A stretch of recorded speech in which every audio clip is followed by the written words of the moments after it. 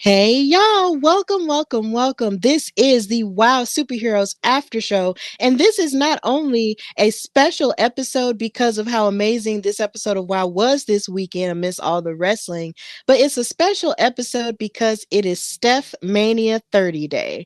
It is my birthday, and and there is nothing that makes me happier on my birthday than talking about some women's wrestling.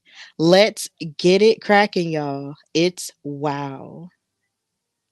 10, 9, 8, 7, 6, 5, 4, 3, 2, 1, 0.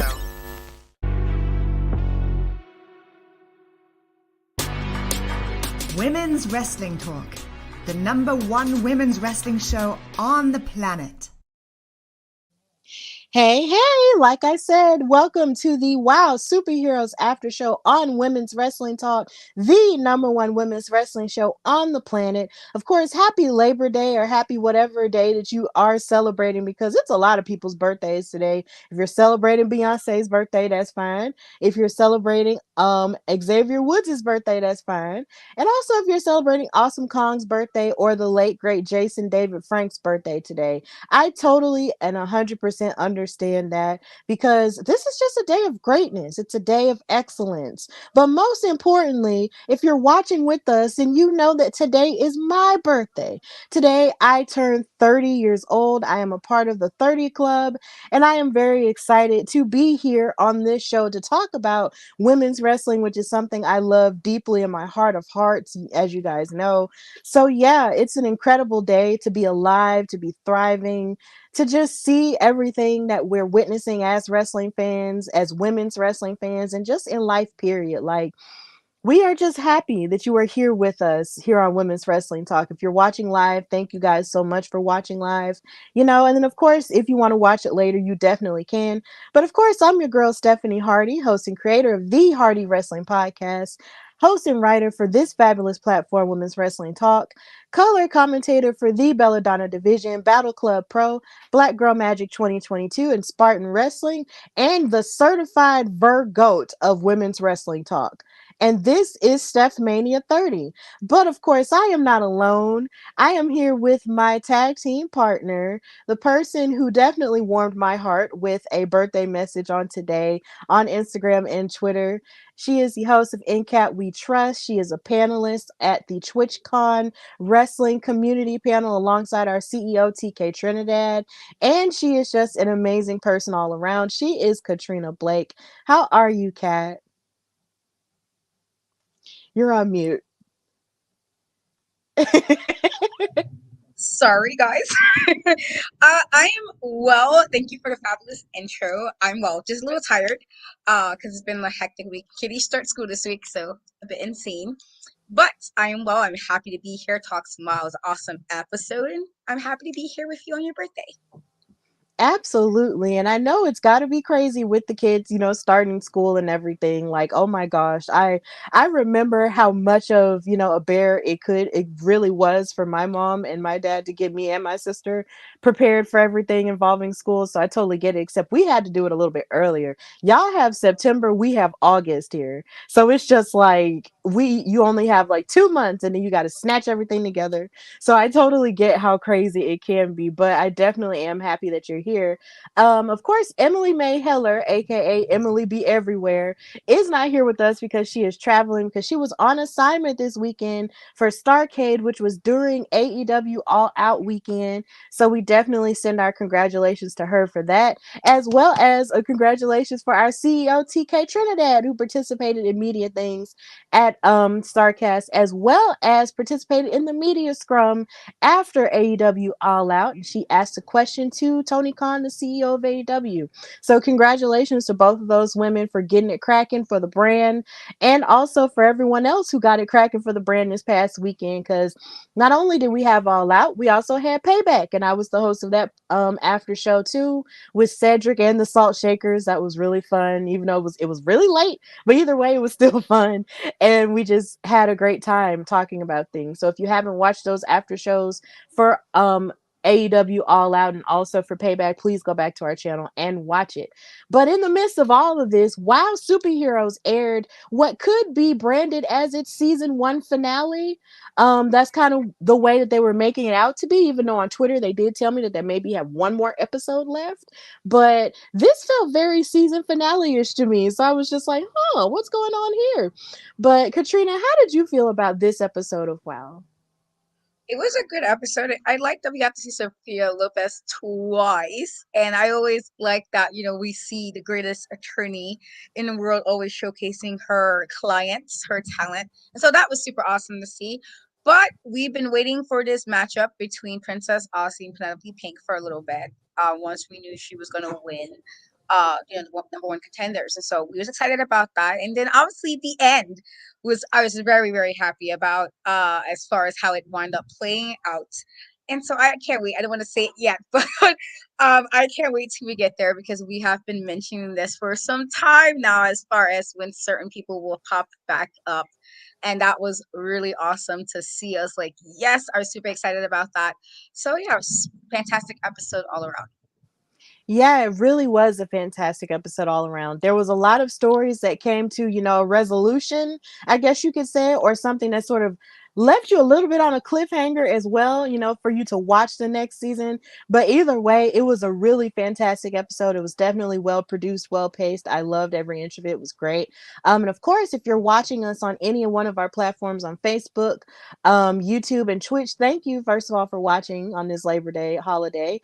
And of course, comment and tell us what favorite parts of WoW that you did have if you watched the episode. Of course, Bobby Petito in the comments saying happy birthday. Thank you so much. I appreciate the birthday love.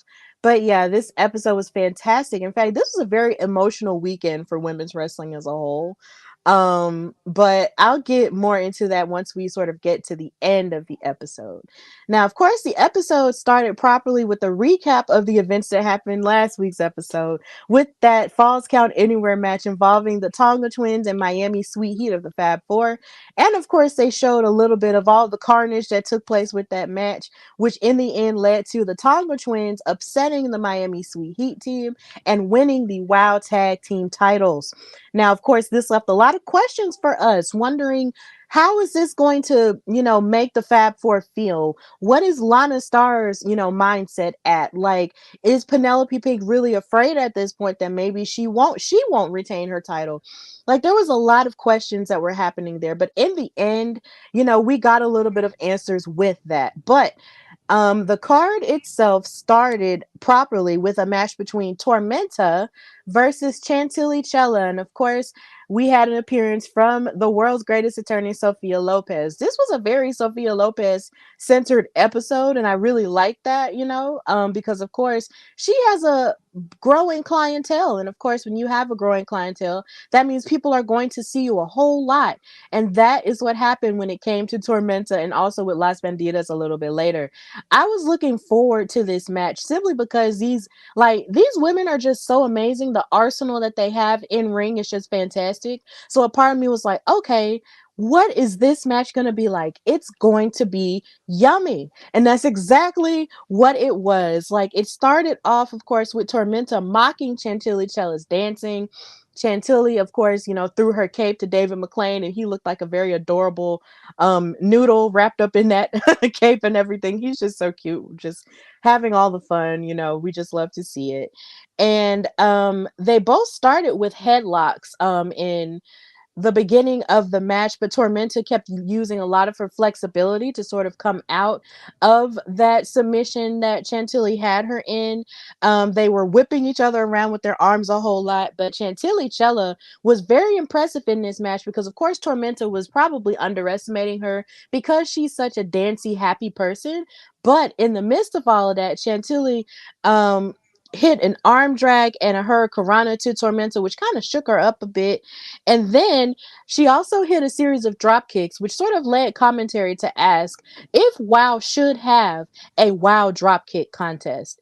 And I think that would be really interesting because if you think about all of the women on WoW that we see utilize drop kicks on a regular basis, like Keita Rush, like Foxy Fierce, and even like Chantilly Chella, a contest would be really cool. And they were likening it to an NBA slam dunk contest. And I'm just like, hey, if NBA can do it, then and the WNBA can do it, then definitely WoW should do it. And AJ said that she would judge it, and that Stephen Dickey would be, sort of like the model for it, for them to hit the drop kicks on him. And he said he would utilize his PTO after that point, and I thought that was really funny. Bobby Petito in the comments saying, I like Chantilly Chella. I know her as Raylan too. Yes, as do we. Like, oh my gosh, Raylan is so fantastic. And she's a veteran in this wrestling space, and she is so talented. Like, it's so amazing to see her on television every other week, And then, of course, Tormenta hit like a series of clotheslines and hit double knees to Cella's abdomen. But then Chantilly got tired of it, and she got fired up with a lot of kicks and knees, and then she hit a snapmare with a drop kick from the top rope. Like, this match was really impressive on the part of both women, but Chantilly Chella really was locked in, and she was trying to win this match.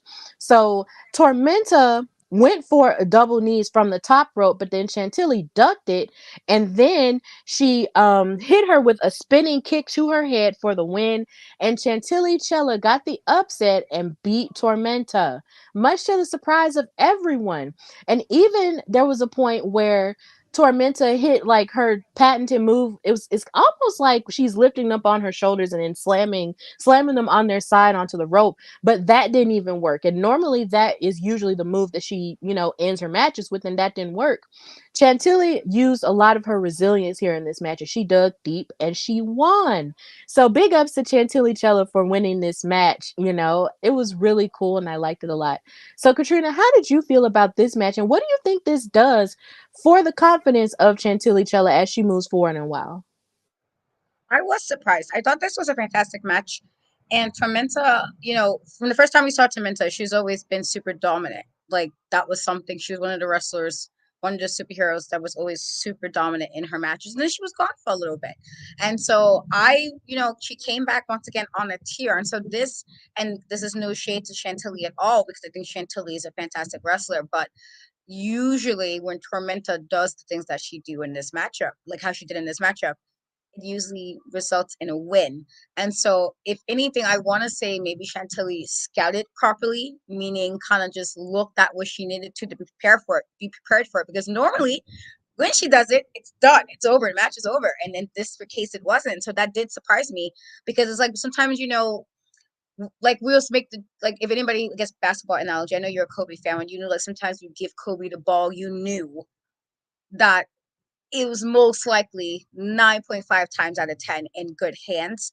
I feel like Tormenta has that usually in her back pocket, like, okay, I'm going to end this match and it's done. And I think in this regard, I do think Chantilly used a lot of resilience in this, but I also think she properly scouted her, which I think is smart, because while Tormenta has a little bit more a size advantage when it comes to Chantilly, she's a little bit more bigger in regards to muscle, that you would think she would have flipped Chantilly around a bit like a rag doll. And while she did in aspects, it wasn't how she's done with other people, when you're like, oh man, like damn, like that kind of vibe. And so it speaks to Chantilly, even getting stronger from when we saw her in the beginning, as far as, even though she's a happy go lucky joyful type of character, she still was able to do what she needed to do. And that included properly kind of watching to see, okay, well, let me see if I can break out of this move. Maybe I have this in my arsenal, and it clearly worked for her. And so I hope, going forward, this will help her with other matches going forward, as far as a momentum on the upswing,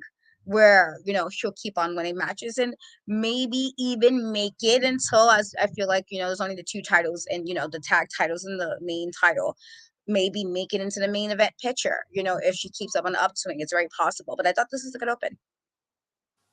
It really was. It was definitely a good open. I was just very intrigued because like I said earlier, their arsenals are really great. And Chantilly Chella is somebody who we really haven't seen declare her intentions, for the WoW World title, since this iteration of WoW has started. Now, of course, I don't know exactly, what her past has been, because I do know that she had been involved a little bit before in the past with WoW. But as far as we've been watching, we haven't seen her do that. So if you could imagine like a match between her and Penelope Pink, that would be hecka, like, I don't want to say hecka, hella stacked when it comes to their abilities. So I mean, I'm really here for it. I really like the idea of that. But then you also have Tormenta, who's been having great matches, in the past couple of weeks as well. And you wonder, how is she going to take this defeat? Like, will she, be upset about it? Will she be angry about it? Or will she just continue to just work on her game and proceed to, still rise up the ranks? Like, it it leaves a lot of questions with the both of them, but at the same time, you're not worried because of how good they are as, competitors. So both of these women did a phenomenal job. But yeah, Chantilly came out with the win here, and it was almost an upset, which is almost sad to say because of how dominant Tormenta is. But at the same time, it really was an upset. Like when she kicked out, of that maneuver that I mentioned that Tormenta does use, they were shocked. Commentary was shocked. The referee was shocked. Everybody was shocked. It was like, whoa.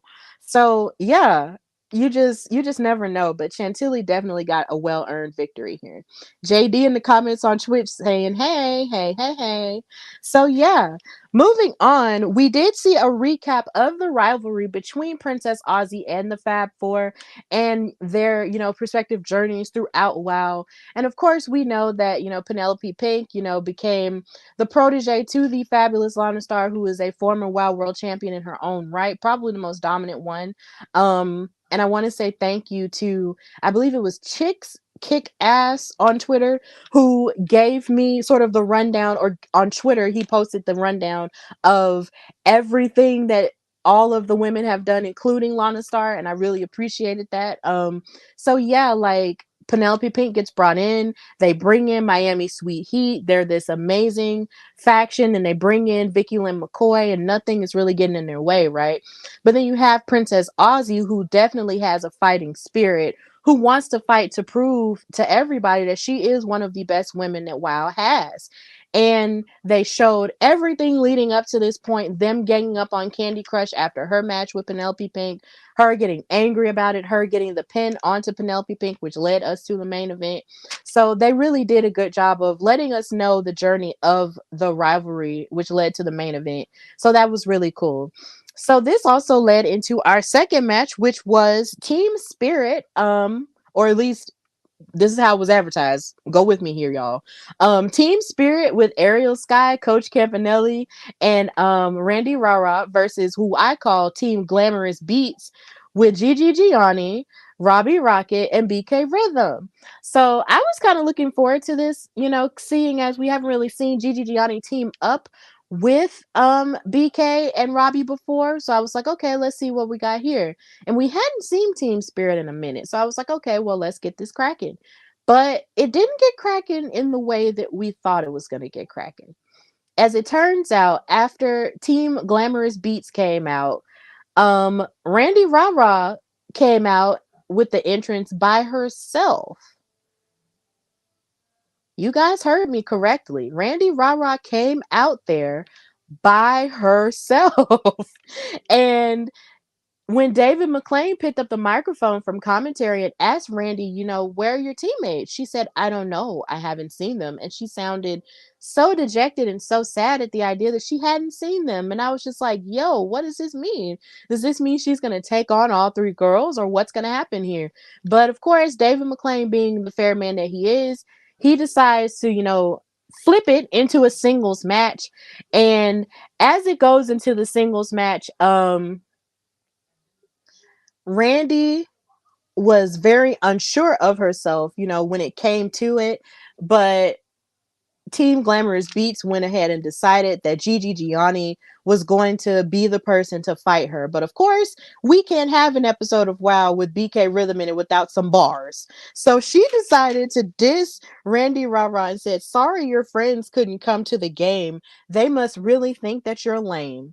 And Randi was really trying hard not to, feed into that, but you can tell that that did still, knock her down a peg. And then they said Gigi Gianna's got it, and so Gigi fought in the match. And even though Randi did do a good job in the first beginning parts of it, because of course Gigi tried to, submit her with, a wrist lock, She utilized a cartwheel to sort of maneuver her way out of it, but either way, Gigi Gianni is such a tough competitor that she decided to knock her over and just slam her down and even choke her out onto the ropes. It was very dejecting to watch Randi Rara fight on her own when she's not necessarily used to it. She's used to having Coach Campanelli there or used to having Ariel Sky there. And for every moment she got a chance to breathe in the match, she kept running to the corner looking for her partners. Like she was looking out to see if anybody was going to save her or help her, but that just wasn't the case. And Gigi proceeded to beat up on her, choke her in the ropes, and Gigi wound up winning the match with her swinging sidewalk slam. And yeah, Randi lost this match, and it was so sad to see. It was almost like she didn't know how to be without her team. And even though on commentary they were making guesses as to why Coach and Ariel weren't there, saying they got caught in traffic or all of the above, we just don't know where they were. And it's strange and it's not like them. Because usually Coach is always, on them, telling them which way to go, how to be, and what plays to do, how to, win matches.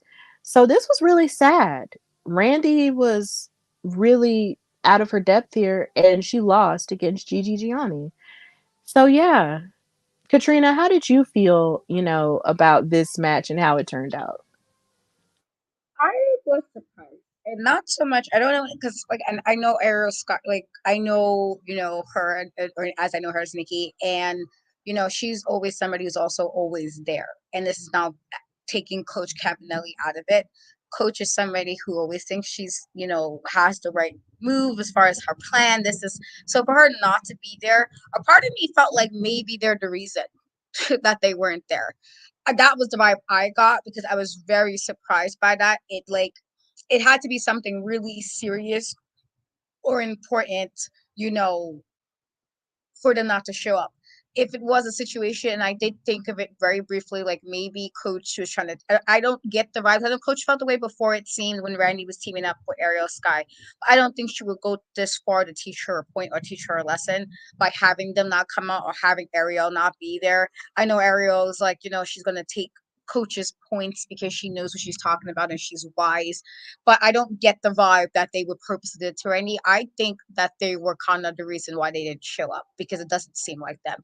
And it's unfortunate because while, Randy probably felt like, oh man, I got to kind of handle this. And we've seen Randy step up in her matches, both solo and tag team from when we first saw Randy Rara, when we first started this iteration of WoW. But clearly, when you're going in thinking, okay, this is going to be a 3-on-3 match, and now it's just me, and then you're probably wondering where your team is, why you're not coming out together. That on top of the fact that before they made it fair, like, oh, I'm gonna have to do 3 people at one time. That's a lot to kind of have mentally before a matchup. And so while I respected the effort. It just, it's unfortunate. I'm hoping, they didn't do anything, or maybe it was a miscommunication, but I really feel like that does not fit Coach at all. I don't even think she would go this far to teach a lesson to Randy either. I feel like something happened, and I think maybe they were involved. The fact that, like, how do you have bars ready for a scenario like this when you didn't know that they were supposedly didn't know they weren't going to be there? You already just happen to have that ready. At least with other matches, she knows the match is coming up and she can have a bars, but she just happened to have one set up for this situation. And to me, I'm like, I don't know, did you ladies have something to do with them not showing up? And so for why Randy did try, her best in this scenario, it's a lot I'm going into even mentally.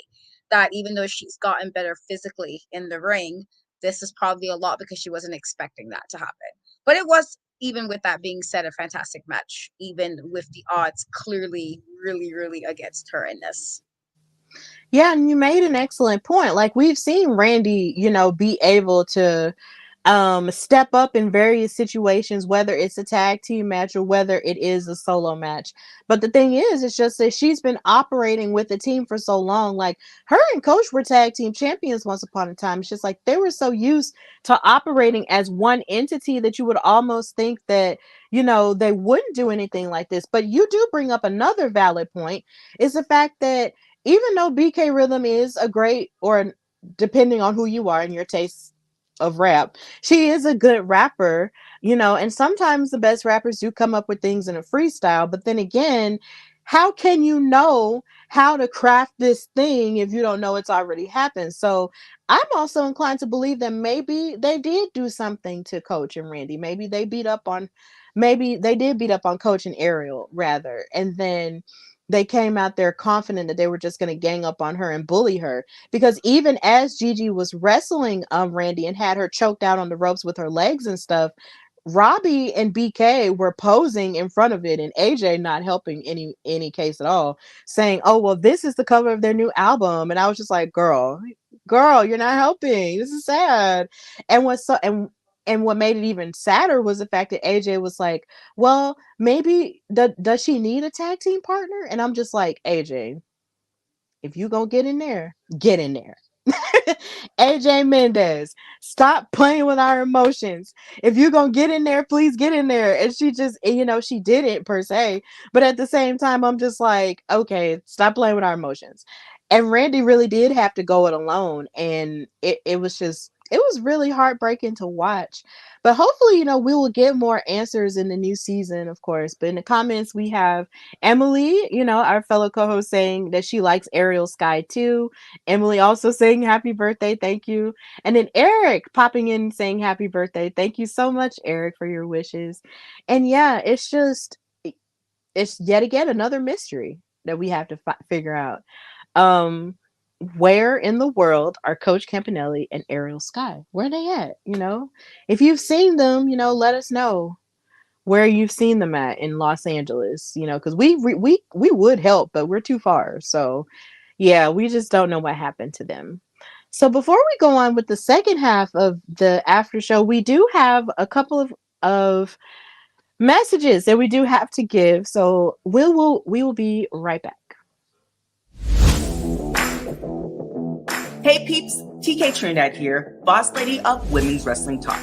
And I want to say thank you so much for watching, because you've got millions of options. Plus, you don't have to worry about sharing your password to check us out. But while you're here, hopefully you know we have so many more shows to watch, like Turnbuckle Glam, Raw Post Show, WoW Post Show, AEW Dynamite Post Show, Women's Wrestling Army Post Show, NXT Post Show, Impact Wrestling Post Show, AEW Rampage and SmackDown Live Post Show, On the Scroll, ROH Post Show, WWT Live, plus all of our interviews with the hottest women's wrestlers in the game. Make sure that you like, comment, and subscribe. Check out our website at www.talkpod.com and follow us on all social media platforms at www.talkpod, and make sure to spread the word. That means send this to the group chat. Yes, even the person with the green bubble. Thanks again so much for watching Women's Wrestling Talk, the #1 women's wrestling show on the planet. Ciao for now.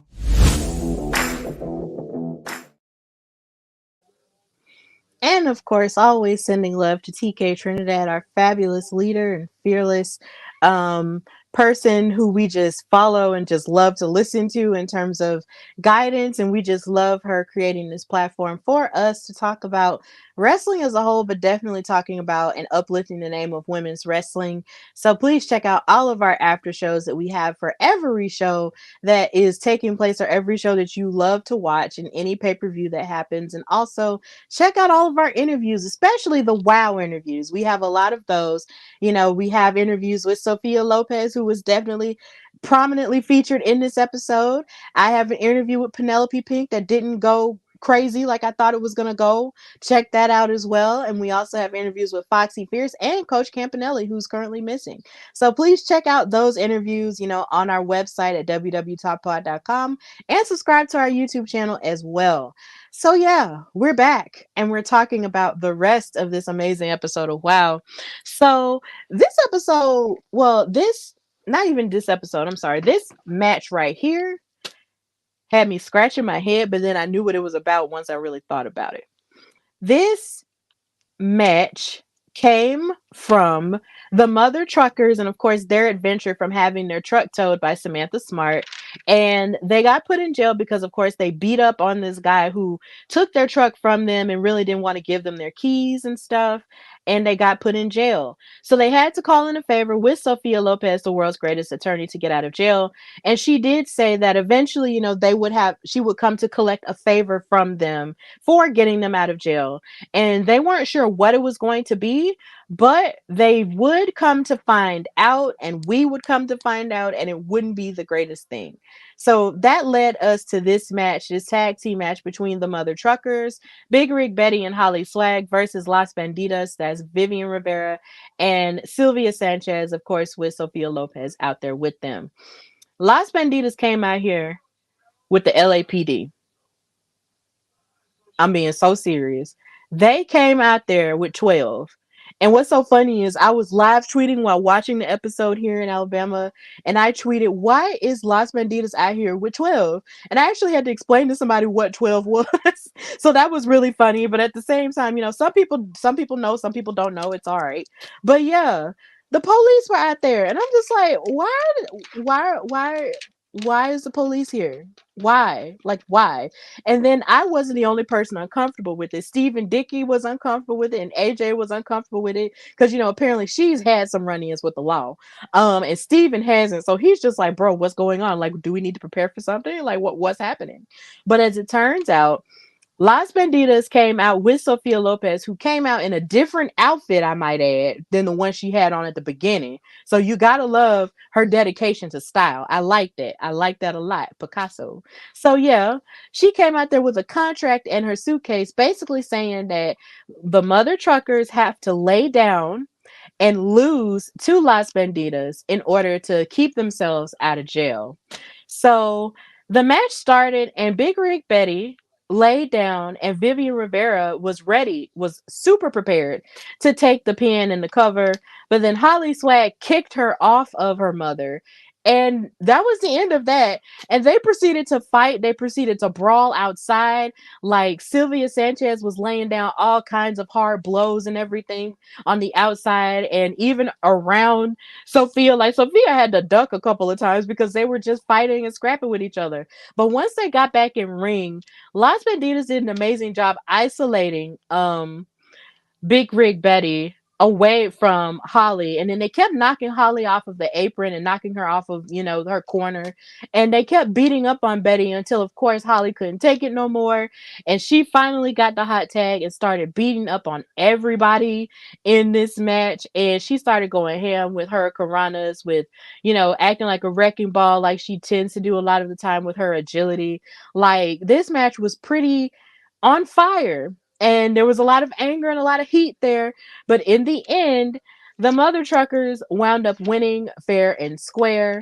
And because they won fair and square, they couldn't really celebrate the victory because after they won, they had the handcuffs put on them. They got arrested by the LAPD. And as they were leaving out, David McClain got the microphone and said, "Hey, what's going on? What's going through your mind now?" And they both just said that they did not want to go down as people who would just lay down in a fight. That's not what they wanted to do. And that's clearly what they showed here. They have a lot of pride, and they fought through, and they didn't just lay down and take it. And what's so funny is watching Big Red Betty lay down for Vivian Rivera definitely gave me WCW vibes. And David McClain was on that same type of time because he said, "This is not going to be WCW 2.2." And I was like, oh my God, not David McClain throwing shade. Because I was thinking the same thing, but I just didn't say it out loud. But he said it out loud on camera on television. And people have heard it and will continue to hear it, as it airs, like on tomorrow. So I'm just like, wow. But yeah, the Mother Truckers won, but they're going back to jail. And they even said that they're not even afraid of jail. Like, Holly's been in the clink before. She's not afraid. And I'm just like, yo, is this really how we're going to go out? Like, are we really just going to see them go to jail like this and never see them again? What's up? So it was a bittersweet ending for that, for sure. But Katrina, tell me how you felt about this match, and how do you feel about watching the Mother Truckers get locked up like this? I guess that speaks to Sophia's attorney powers, that she was able to set it up that if they even didn't, she had the law on her side to kind of handle that. Do I think she should have maybe surprised them a little better? And not have them waiting, because maybe if the cops wasn't waiting, they might have been more inclined to lay down. I feel like that made it even, like, it's like, oh, you want us to lay down and then the cops is here. I don't know, not that, I, for the good cops that do their job, power to them, but we all know there's a lot of bad apples in the cop bunch. And so I don't know, even with somebody, who don't necessarily have like a whole bunch of trouble, I would be like, well, why are the cops here? Like, I would be side-eyeing that as well. And so I can definitely understand where it's a situation where it's like, not only are they there, but then you want us to just kind of like lose. And as somebody, not that I can't take a loss because I've lost at things before, but I'm not somebody who's going to take that necessarily lying. Not like, I'm going to do my best. If I still lose, that's one thing. But like, to just be like, okay, here's the loss. That's not my thing. And so I can understand, and being a mom, like, I'm surprised because as a mom, no, absolutely not. I'm not laying down for nothing. Like, not that I want my kids to go to jail with me or anything, but I wouldn't lay down either. And I feel like that as a mom, I'm like, oh, I got this. Like, like that would have been my type of time. And so I was just like, oh man, and this just speaks to Sophia being the attorney that she is, because the fact that she was able to set that up, like, okay, well, if y'all don't do what I want you to do, you're going right back. Like, this is the bail's revoked. You're going back to jail. And so that speaks to her. And I did love the outfit change. I love a good a fashion. I like a fashion. Get it in. I was very happy about that. I was like, oh yes, Sophia. Love the change. But I was like, oh, you guys, you really, like, are we like, and I don't know if she's, can you take it out on them, because they did lose and they beat them. Like, they beat them. You can't really get mad at at them for winning a match, because what does that speak to your clients? Like, do they just not give their best? That's not, Big Rig Betty, or, that's not Harley's fault. It's not their fault. So I don't know. I thought it was a good match, but I was like, damn, like, not them getting. I just feel like having them lock up and knowing, so, against with LAPD's, like, I don't know. I don't know how I felt about that. It was kind of weird, only because it's like, just having, like, I don't know. I feel like they, if anything, have the cops come out. Like, it's one thing when you have like the wrestler segments and there's security or the cops, and okay, they're literally here because something's about to go down. It's gonna be a brawl, and here the cops gotta come break it up. In this regard, I feel like this should have been more of a surprise. Like, if they didn't do it, then she have the car. I think having them there changed the whole vibe of why they probably didn't lay down like that. I feel like a big part of that was the fact that they were just, their presence was there. But otherwise, it was different. It was different for sure in regards to, oh, okay, that's the repercussion. And it's kind of weird that question was asked on the way out. Because if I'm getting in here, I want you to ask me a question. Like, personally, don't ask me how I feel. I don't feel great right now. Don't ask me that kind of question. But I this speaks to Sophia, if anything, how good of an attorney she is, that she was able to make sure that happened and they didn't do what she asked. You want to know? That just reminded me of something. Like, you remember, I don't know if you remember this online, but you remember how there was this person who kept saying that they were like, it was this video going around online where this person kept saying that they were legally blind and they got arrested and they were getting interviewed, but then that person was just like, POP, hold it. That's what that reminded me of when you said that, like, who was getting interviewed while I'm being arrested? Like, I don't feel pretty good right now. And that person didn't feel good either. And that's just what that reminded me of. That was probably one of the funniest videos running around online at that time. Like, POP, hold it down. Like, that was it. And I was just like, oh my God. Because you could tell that person really did try to maintain a level of gangster, but they were still sad that they were getting arrested because of what was going on. Oh my God, it was so bad. But yeah, like, you don't feel great when you're getting arrested or you have to go in a police car. Of course, I don't know because I've never been arrested. But at the same time, I imagine that it really doesn't feel good, especially if you know that you've either done something or even if you haven't done something, it still doesn't feel good. So seeing the police out there really did just remind me of the old days in the Attitude Era where Stone Cold Steve Austin would just kind of come out and just fight Vince McMahon, and he was like, "You better get him right now. You better arrest him." And da da da da da. Like, that's just what it reminded me of. It also reminded me of watching Becky Lynch get arrested that one time with Charlotte Flair and Ronda Rousey. That was probably Oh yeah, one of the was that greatest the tie police shot that segments. like kicked into the police car? Was that the same? Yes. Yes. Oh my God, that was extra for no reason.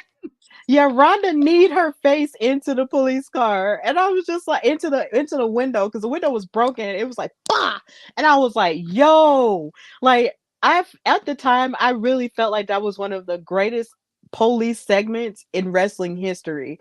Now I know there have been others, but that one from a female perspective was so fantastic. I was just like, I don't think anything can top this at this moment.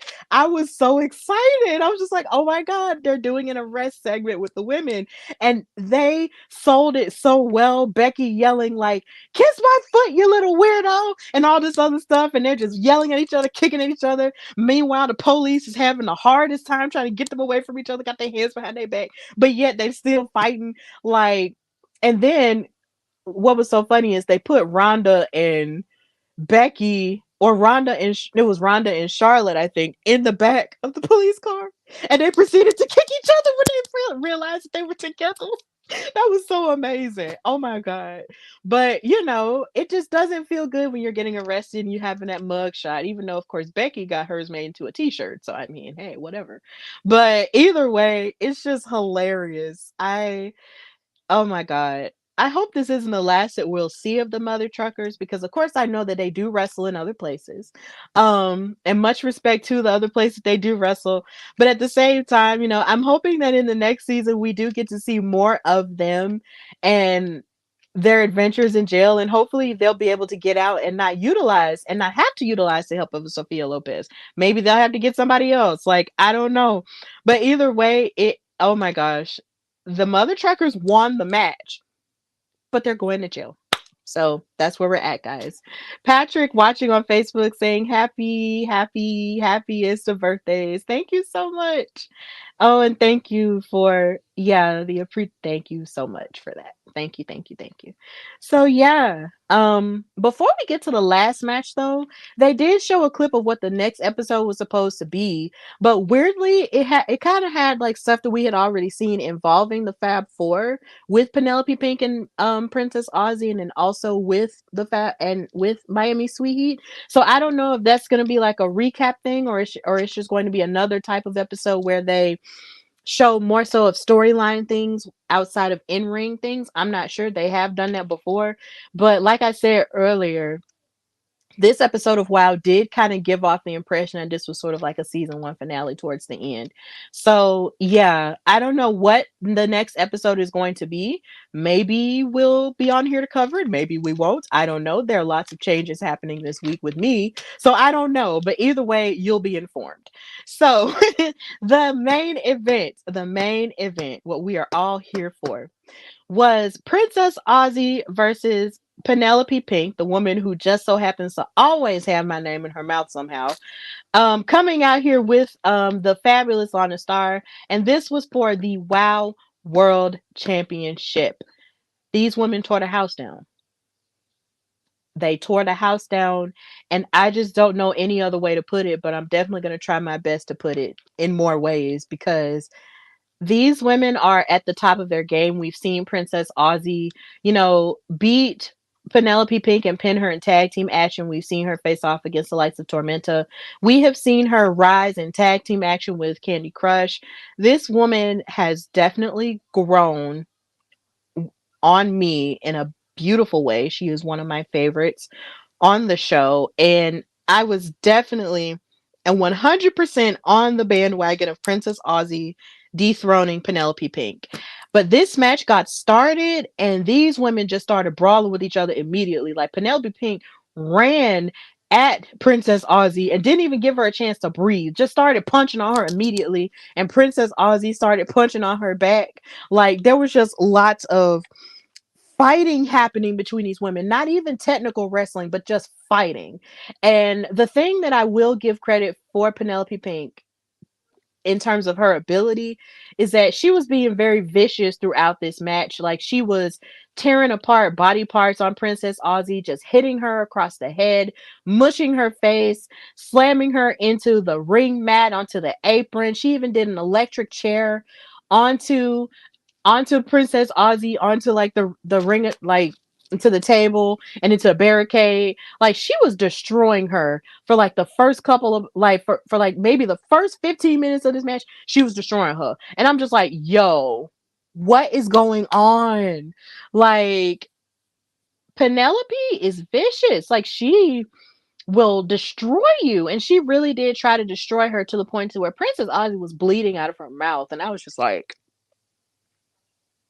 I don't think, I can't remember if this is the first time we've seen blood on this show, but yeah, like, Princess Aussie was definitely bleeding out of the mouth. But anytime she did fight back, it was very spirited and very, high energy. Like, of course, like in this shot when they were on the top rope and Penelope Pink was trying to, destroy her further, like, Princess Aussie proceeded to chop her in her chest multiple times, and she hit an incredibly impressive cutter from down under from the top rope, and that didn't even do the job because Penelope Pink is made out of pink spite. I don't know. But she kept kicking out of everything that Princess Aussie was throwing at her, like a series of clotheslines, a series of like clubbing blows, everything that they kept throwing at each other, they kept kicking out of it. And finally, there was one point where Princess Aussie hit like a high flying kick and almost got the win on Penelope Pink, but Penelope was so calculating and so smart that she rolled out of the ring, and that broke my heart because that was Princess Aussie's opening to win that title, and she lost it. And I was like, no, like, this was a very emotionally charged match. Oh my God, it was crazy. But what made it even worse was first of all, Penelope Pink tried to cheat in this match one time because she tried to cover her by putting her feet on the ropes, which is a classic move to try to win. But Princess Aussie still kicked out of it. And Princess Aussie also did an amazing job ducking a lot of her underhanded tactics that she does do in the ring. But to no avail, Princess Aussie wound up getting distracted and heartbroken by the idea that Penelope rolled out of the ring. The referee was trying to get Penelope to get back in the ring, and Lana Starr distracted the referee to the point to where Penelope had grabbed the Wow World title, clucked Princess Aussie across the head with the title, threw the title away, and then by the time the referee turned around, it was 1, 2, 3, and Penelope Pink is still the Wow World champion. Yeah, you can tell by my silence that I am disappointed. I am mad. Like, I'm literally upset with it because honestly, Penelope didn't even need to sink that low. And this is my problem with her. This is why me and her consistently beef. Because even on social media, I was talking about how good the match was and giving Penelope Pink her credit and everything, but it was just the end part. And even in the middle of the match, where she kept trying to cheat and utilize Lana Starr and all of the above, who was already, I guess, tore up over the idea that they've lost the tag titles. But I guess this is why the desperation showed itself, because they're desperate to hang on to the one title that they have left in the Fab Four. This is why me and Penelope Pink have beef, because this woman is so excellent in the ring. She has the charisma to be a top star anywhere when it comes to women's wrestling, but yet you continue to utilize underhanded tactics, win your matches, win your titles back, and then you brag about it on social media and act like it's something to be proud of. Well, I still won. I still won. Yeah, you won, but there's a quality to how you win, and the quality to how you win is not great.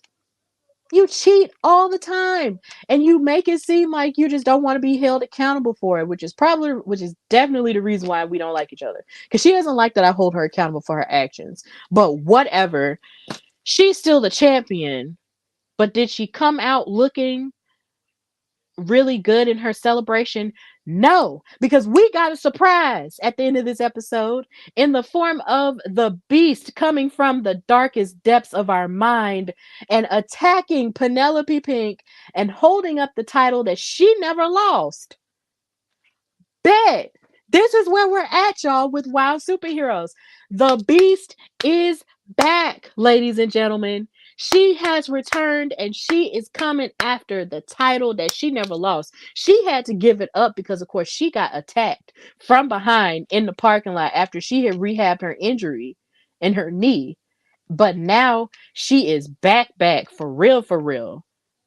And this was how the episode ended. But the thing is, outside of the episode ending with all of this amazing stuff, it ended with David McClain, saying thank you to AJ Mendez for everything that she had done for this season of WoW, because of course she was not only a commentator, she was also a executive producer.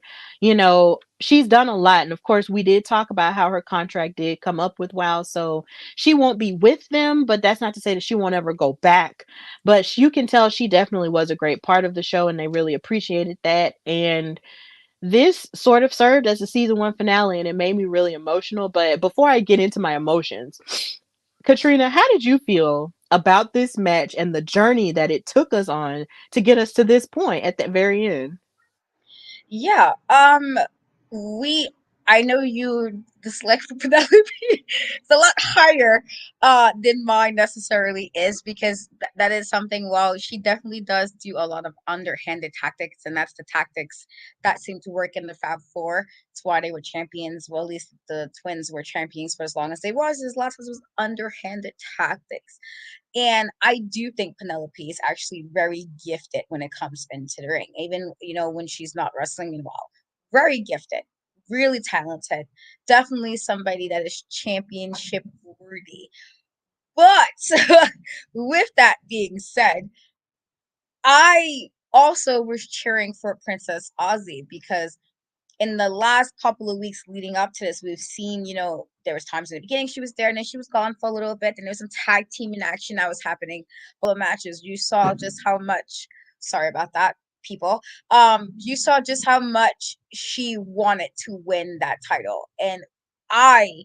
Again, well, I don't just like Penelope in the way you do with regards to I do think she needs to change the cheating part. I don't like cheating, but I do, like her. And so, but I also find myself rooting for Princess Aussie, because it just would have been nice to see what she could have done with that championship.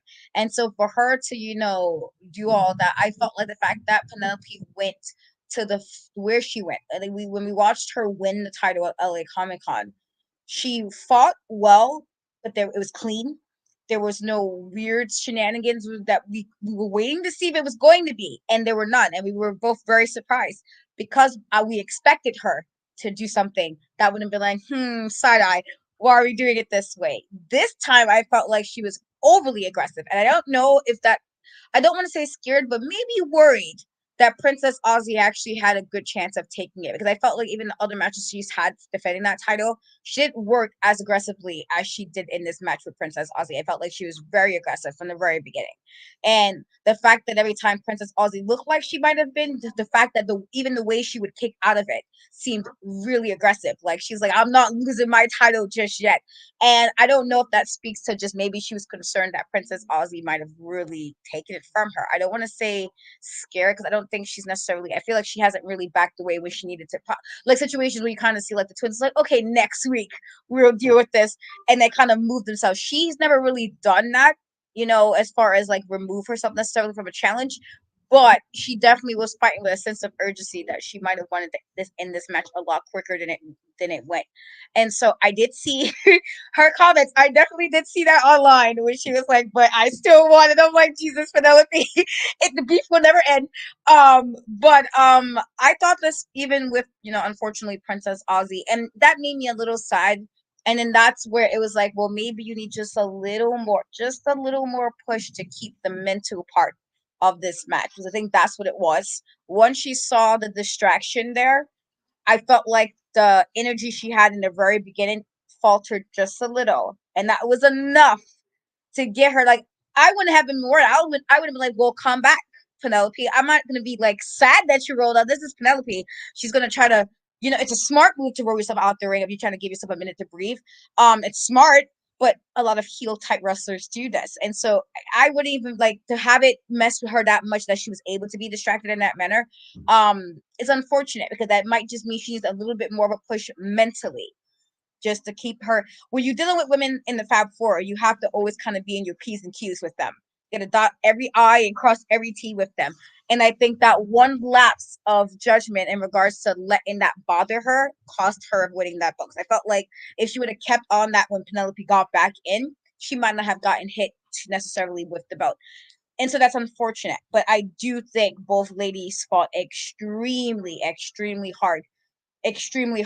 And this just said again that maybe Princess Aussie gave her maybe her hardest match to fight because she was fighting this hard. I was so Penelope did retain, but I was also very happy to see the Beast back. And I did mention this earlier in the show. We have been asking for months when was she coming back. You know, I was a fan of her, super dominant, super dominant.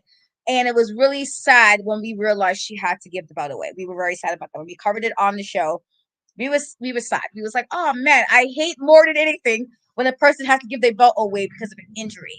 And while I know every wrestling situation is not always like that, sometimes people have injury, they still hold the belt and come back. There has been quite a few people in history. I believe Trinity might have been one of them as well that got injured and had to give the belt away. And I'm like, no, why? Like, can we like? And I guess in this regard, because it was a little bit of a longer injury, it made sense. And then she came back and she got re-injured because somebody was doing whatever they was doing, and we still don't even know who the heck did that. And hopefully they will address that in the next season. But I'm glad to see her back because she was somebody that really kind of went through a roster, like went through it. Whatever I'm gonna do, very just dominant.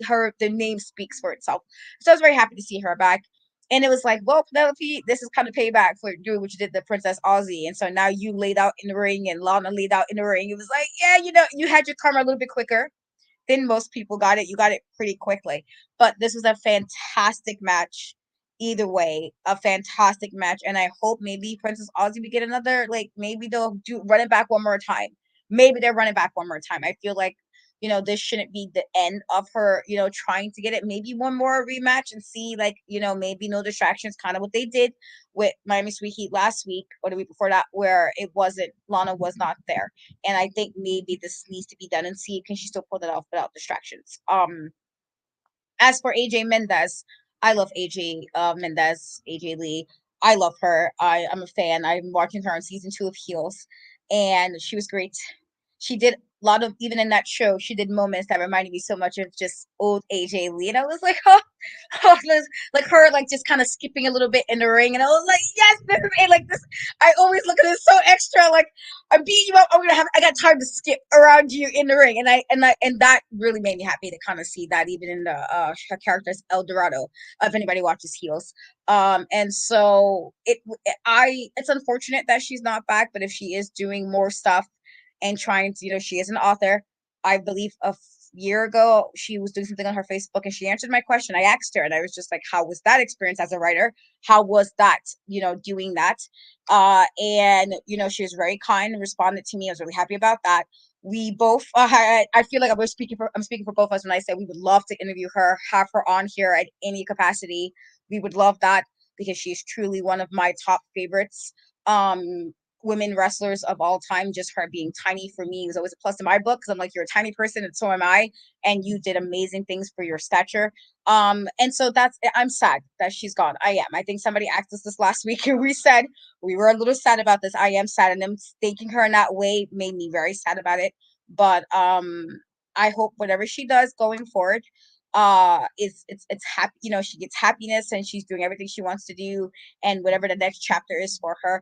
But also this did make me hyped for season 2 because it's like, oh man, the Beast is back. We have new tag champions now. What's gonna happen with the Fab Four? Where the hell is Coach Campanelli and Ariel Scott? There are so many things. Like, are we gonna really see some domination from Wrecking Ball and Renata? Like, are we gonna see? And there's so many things we can have coming up, and so I'm really excited. I thought this was a fantastic season for the iteration that this is. I think this was a really fantastic and very well done. And yeah, those are my very long ramblings about that, but I think it was again very fantastic.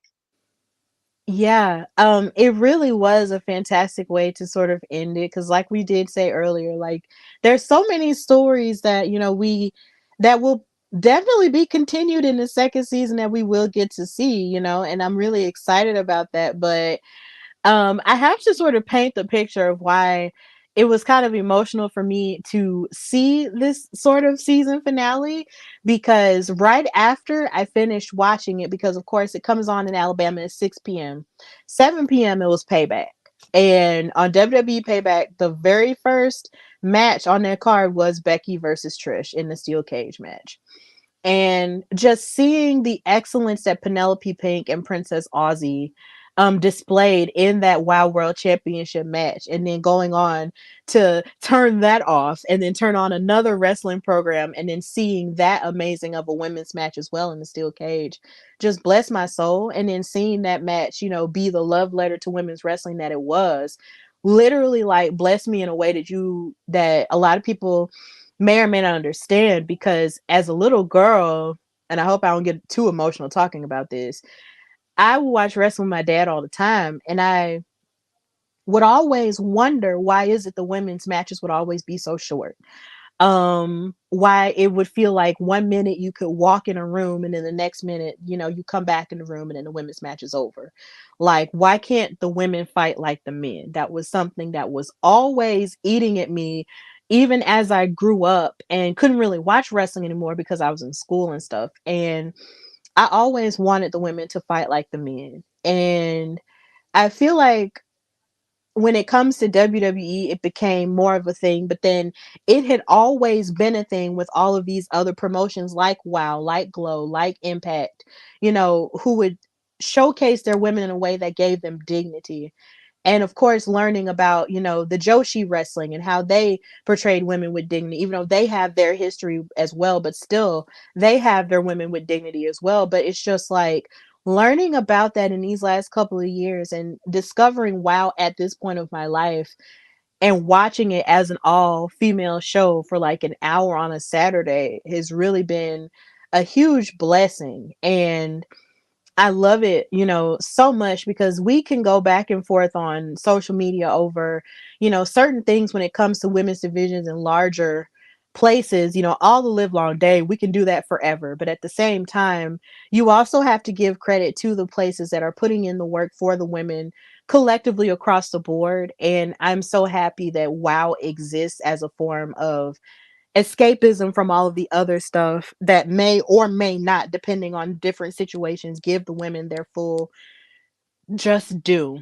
And I am just so blessed to be witnessing that show and witnessing WoW Superheroes rise to where it is and rise in its ratings, week after week. And on top of that, for us to even be doing this show and covering it, and for them to know who we are. Because it's like I've said plenty of times, like, I did not think that I would ever be doing this. I didn't think anybody would ever listen to me talk about wrestling ever, because I just didn't know that that was a thing I could do. But the fact that my life, the past 5 years or so of my life up until now, has been blessed with being able to talk about wrestling with people like you, like Emily, like TK, and so many other people, it's just been, not even here, but also with my own show, it's just been a blessing to my life that's given me great purpose that I just never expected to happen. And WoW Superheroes has definitely done that. And I'm so grateful for this show. I'm grateful that they know who we are. I'm grateful that we know who they are and we get to cover them, every week. Like, it's a blessing.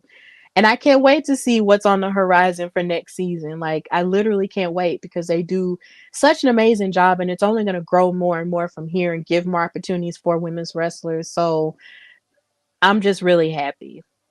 I'm really happy, and I'm glad I got through all that without bursting into tears. Whew, yay. So we've reached the end of our time here at WoW Superheroes after show. Thank you guys so much for watching on Twitch, on Facebook, and on YouTube. And thank you for all of the kind comments, for all of the shows, and also for the kind comments for my birthday. Roderick came in and said happy birthday. He also said, I think we need Cody Rose to sing you a happy birthday song. Oh my God, I don't know how that could work, but that would be funny. But either way, thank you so much for the sentiment, of it. I appreciate that. So of course, you can always watch us here every Monday, talking about WoW superheroes. But before we wrap everything up, Katrina, tell everybody where they can find and follow you. Yeah, so before I get to that, I did add this slide on here because Oh my god. I did have to quickly make this little collage. I like collages if anybody have not realized. But I know I kind of said this already earlier, but you're one of the people in wrestling and agreeing with the sentiment that I would have never thought. And mine is a little bit shorter as I've only been doing it 3 years. So 2020, the quarantine, why it was shitty in so many aspects. It did bring me wrestling in this capacity. And so you are one of the people since we first worked together, since we first met the first time you came to New York during Black Wrestle Fest, that you just always been so genuine and so kind and so authentic. And just such a pleasure. I'm hoping I don't get emotional. So if I do, I apologize in advance, guys. But you've always been nothing but just authentic and genuine. And that's not always something shit crying, sorry. That's not something you always find in wrestling. It's not something, as much as we all love wrestling, we know just how clicky wrestling can be. It's even worse with media people. It's even worse for women of color in media. And you have been nothing but kind and but genuine. And even when I mentioned the panel idea, I'm like, I don't know if I should do this. And then saying like, just you believed in that and you believed in me. And just working with you every Monday or when we work together in NXT, when you pop in for me, when I need you to pop in for me, I'm so glad. Sorry guys, I'm so glad that I have, like, you're my friend and you're my family. And so I really hope, and I know you had a lot of stuff recently that went on for you, and I'm glad it seemed to have turned around. But I am so glad to know you. I am so glad to know you. And I'm so glad to call you my friend, and I am so glad to call you my family because you are an absolutely fantastic, amazing person. And I hope you hear this every day of your life. You are a fantastic person. I don't even feel like everybody even deserve you sometimes. You're so kind and you're so you. And so please keep being that. And I wish I knew you longer, but I am glad we have each other now. I am so glad. And so with me being very emotional, again, happy birthday. And for me, let me try to bring it home. I am everywhere on In Cat We Trust, Threads, TikTok, Instagram, and Twitter. The E's a 3. And I have new stuff coming on my YouTube very shortly. And if you're in Vegas in October, I will be, as stated earlier, with TK at TwitchCon talking about some wrestling. Yeah. Thank you so much. Vaughn, why'd you have to do that? Okay, now he's saying it's impossible for Stephanie to turn heel. It is. I mean, I have my moments where I do get mad, but eventually, I'm going to continue to be me because I mean, that's all I know how to be, because it's like, what I try to do a lot of the time in wrestling, which is when I started my show, the Hardy Wrestling Podcast, I wanted to be positive because sometimes we can just focus on so many things that we just, that's wrong.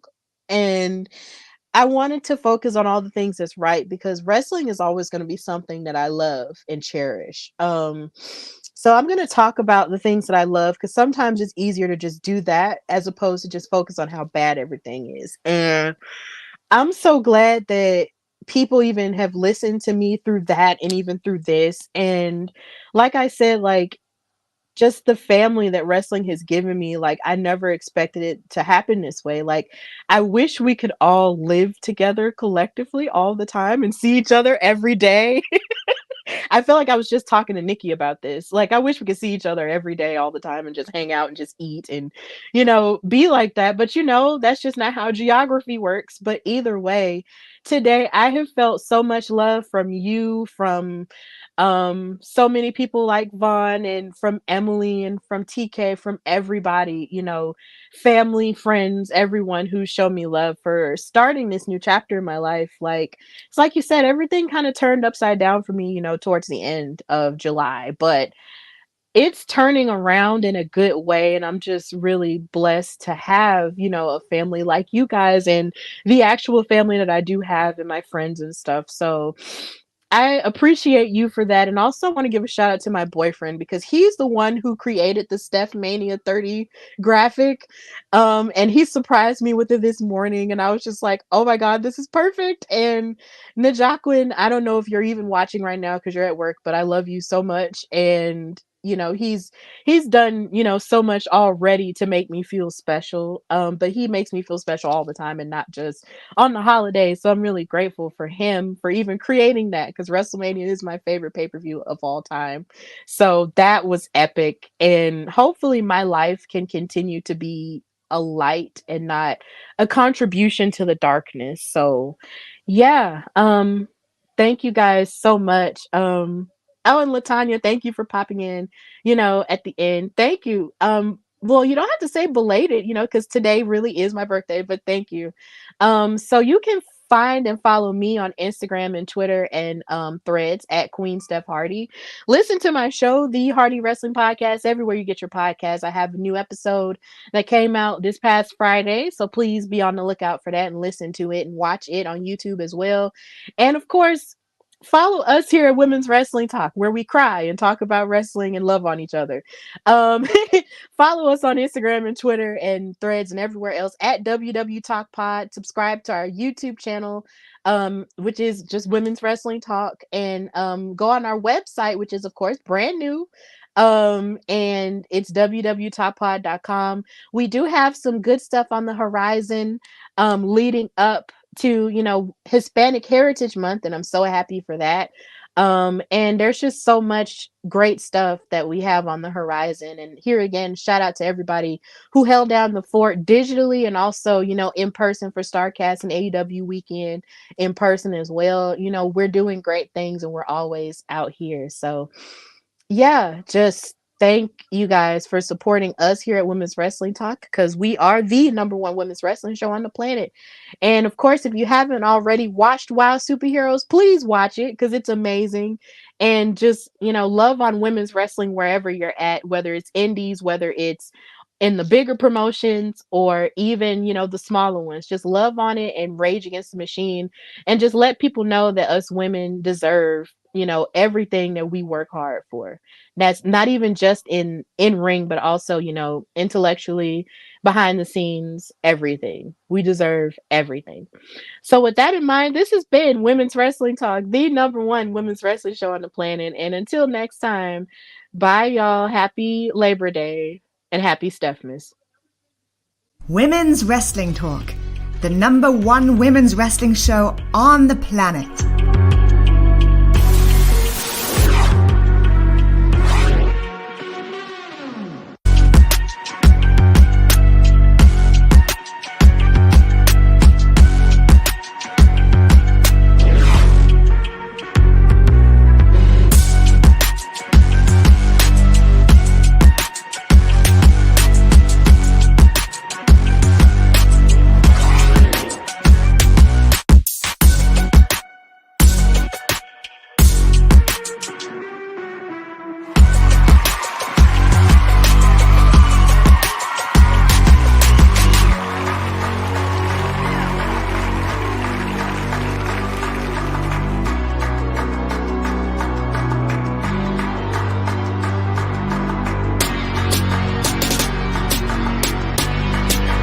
Women's Wrestling Talk, the #1 women's wrestling show on the planet.